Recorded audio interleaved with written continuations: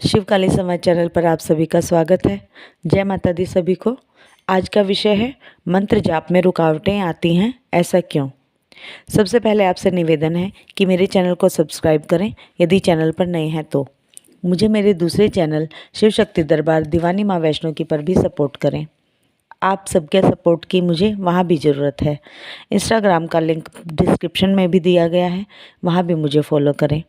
आइए चर्चा करते हैं अपने विषय से संबंधित कि मंत्र जाप में रुकावटें आती हैं, ऐसा क्यों होता है। तो देखिए बच्चों, जब हम मंत्र जाप करते हैं तो हमें किसी एक शक्ति को अपना इष्ट मानकर उनका जप करना चाहिए।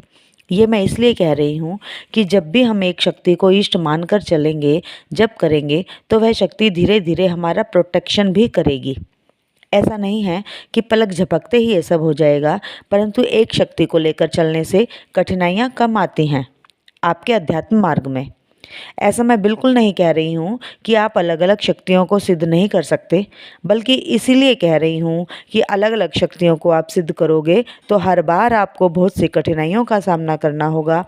सिद्ध की गई शक्तियों को अलग अलग तरीके से चलाना पड़ेगा, अलग अलग भोग देने होंगे, जो कि बाद में बहुत मुश्किल सा लगता है फिर। इसलिए एक ही शक्ति को सिद्ध करके चलाएंगे तो परेशानी भी नहीं आएगी। बार बार उसी शक्ति को सिद्ध करेंगे तो वह आपको और शक्ति प्रदान करेगी और आशीर्वाद देगी, और कठिनाइयों का भी सामना आपको कम होगा साधना में। और एक ही शक्ति को जब आप सिद्ध करोगे तो वही शक्ति अन्य शक्तियों को साथ लेकर चलेगी और आपके कार्य भी सिद्ध करेगी। ये मैं अपने कई बच्चों को समझाती हूँ बार बार। अब कई बच्चों का प्रश्न होता है कि माँ, हम मंत्र जाप टिक कर नहीं कर पाते, कभी कुछ होता है कभी कुछ होता है। तो उसके लिए मैं आपको बता दूं कि मंत्र जप कभी भी बिना संकल्प के नहीं करने चाहिए, क्योंकि बिना संकल्प के किए गए मंत्र जाप का पूरा फल हमें प्राप्त नहीं होता है। बिना संकल्प के मंत्र जप शीघ्र पूरे नहीं होते हैं, उनमें कठिनाइयाँ बहुत आती हैं, क्योंकि जिस शक्ति के आप मंत्र जाप के लिए बैठे हो, जब तक आप उनसे वचन नहीं करोगे तब तक वह भी आपके लिए कुछ नहीं करेंगी, ये ध्यान रहे। अब ये सवाल उठता है कि माँ, जब हम मंत्र जाप करते हैं तो वह पूरा नहीं होता है। वह इसीलिए होता है बच्चों कि जब हम किसी भी शक्ति का मंत्र जाप करते हैं तो उस मंत्र की शक्ति का एक चक्र हमारे चारों तरफ बन जाता है। चक्र बन जाता है हमारे चारों तरफ। तो जब हम मंत्र जाप करते हैं तब ऐसी अवस्था में मंत्र जाप के जरिए उस शक्ति की तरफ हम बढ़ते हैं। उतना ही स्पीड से वह शक्ति भी हमारी तरफ बढ़ती है, जितनी स्पीड से हम शक्ति की तरफ बढ़ते हैं वह शक्ति भी उतनी ही गति से हमारी तरफ आकर्षित होती है। और जब वह शक्ति हमारी तरफ आकर्षित होती है तो अन्य शक्तियाँ जिनकी आप आराधना करते हो, या तो जिनके एक से ज़्यादा इष्ट होते हैं, उनकी शक्तियाँ भी उस चक्र की तरफ बढ़ती हैं, उस चक्र की तरफ आकर्षित होती हैं। इसीलिए एक इष्ट बनाएं, एक ही शक्ति का जाप करें, क्योंकि जब आप जाप करोगे तो वह शक्ति आपको सुरक्षा भी देती है। आप रोज़ नए नए मंत्रों का जाप करोगे तो नई नई शक्तियों का जाप करोगे तो वह आपको प्रोटेक्ट नहीं करेंगी, बल्कि परीक्षा ही लेंगी। क्योंकि हर बार तो आप नई शक्ति को सिद्ध कर रहे हो, तो पीछे वाली शक्ति आपको क्यों प्रोटेक्ट करेगी। तो एक ही आराध्य बनाकर उनका जाप करें। जितने आप जाप बढ़ाओगे उतना ही आप अपने आराध्य के नज़दीक पहुंचते चले जाओगे। ये थी एक बात मंत्र जाप पूरे ना हो पाने के लिए। अब दूसरा पॉइंट है कि जब हम शक्ति के मंत्र जाप करते हैं तो वह शक्ति स्वयं आपके मंत्र जाप में विघ्न पैदा करती हैं, ताकि आप उस शक्ति तक ना पहुंच पाएं। क्योंकि आजकल ये प्रचलन में है कि सिद्धि साधना करो, शक्तियों को गुलाम बना लो और फिर जो भी काम चाहे कराओ शक्तियों से। तो वो शक्तियाँ हैं, किसी की गुलाम नहीं हैं।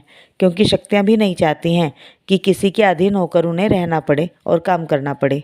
क्योंकि आजकल तो चल ही ये रहा है कि इस शक्ति को भी सिद्ध करो, उस शक्ति को भी सिद्ध करो और फिर नौकर बनाकर काम कराओ। तो शक्तियाँ हैं, नौकर नहीं होती हैं। चाहे वो पीर हों, चाहे वो दुर्गा हों, काली हों, चाहे जो भी हों, शक्तियाँ तो शक्तियाँ ही हैं। हमें काली को भी माँ कहकर माँ पुकार कर ही काम लेना होता है।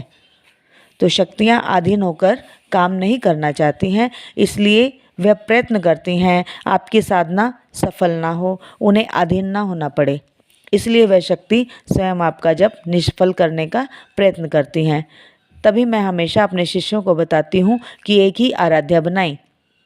हम इन संकेतों से समझ सकते हैं कि शक्तियाँ हमें रोक रही हैं, क्योंकि अब कई बच्चों का प्रश्न ये उठेगा कि हम कैसे पता करें कि शक्तियाँ ही हमारी साधना में विघ्न पैदा कर रही हैं, शक्तियाँ ही हमें साधना करने से रोक रही हैं।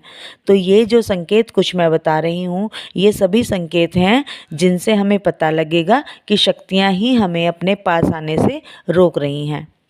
वो संकेत हैं कि आपके कंधे भारी होंगे जाप के समय, बॉडी पे दबाव पड़ेगा, आपको सर भारी हो जाएगा, सर घूमने लगेगा, उल्टी होने को होगी, शरीर में दर्द होने लगेगा, इतना दर्द होने लगेगा कि आप जाप से उठने का मन करेगा आपका और आप उठ ही जाओगे जाप से। बैक पेन होगा, शरीर में इधर उधर खुजली होने लगेगी, ध्यान नहीं लगेगा, वॉशरूम जाना पड़ेगा बार बार। कई बार लगता है कि आप जाप कर रहे हैं, शक्ति सामने आ गई है और शक्ति ने बोला कि तेरी पूजा सफल हुई, अब ज़रूरत नहीं है तुझे जाप पूजा करने की, और हम मांगने लग जाते हैं कुछ भी और हमारी साधना भंग हो जाती है। तो कोई ना कोई तो परेशानी होगी ही साधना में। मेरे शिष्य तो इतने महान हैं कि वो बोलते हैं बिना नहाए कर लूँ क्या मैं जाप? क्या माँ मैं क्या खा पी कर भी जाप कर सकता हूँ? चाय या कॉफ़ी बीच में पी सकते हैं या नहीं?